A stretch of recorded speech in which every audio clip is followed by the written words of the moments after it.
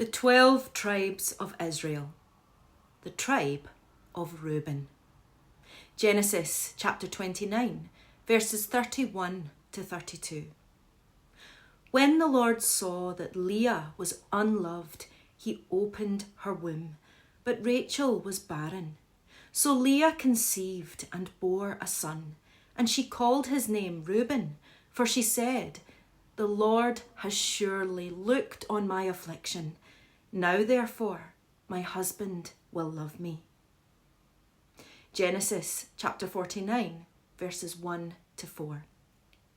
And Jacob called his sons and said, "Gather together, that I may tell you what shall befall you in the last days.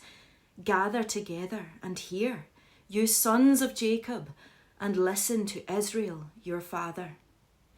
Reuben, you are my firstborn, my might and the beginning of my strength, the excellency of dignity and the excellency of power.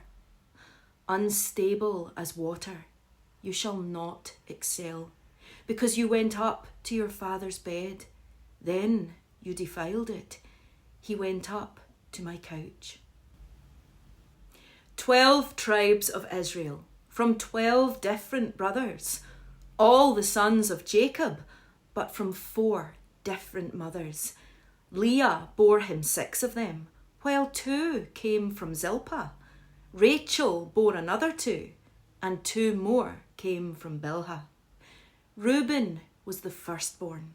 His name, "Behold a son," was Leah's declaration and a sign to everyone.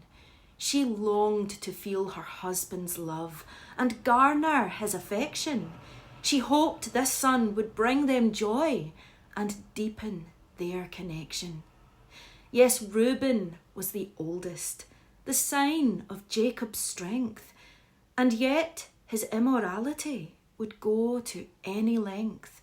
The rights of the inheritance were Reuben's by design, but Reuben slept with Bilhah, his father's concubine. His character unstable and weakened by this vice, he forfeited his birthright and paid a hefty price. Reuben's tribe would not excel, the prophecy forecast. This son of Jacob demonstrates the first can end up last. No kings or prophets came from him.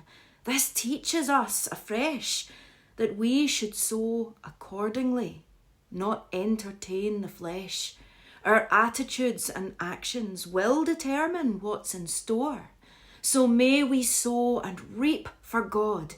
His harvest brings much more. Matthew chapter 19, verse 30. But many who are first will be last, and the last first. Galatians chapter 6, verses 7 to 8. Do not be deceived. God is not mocked.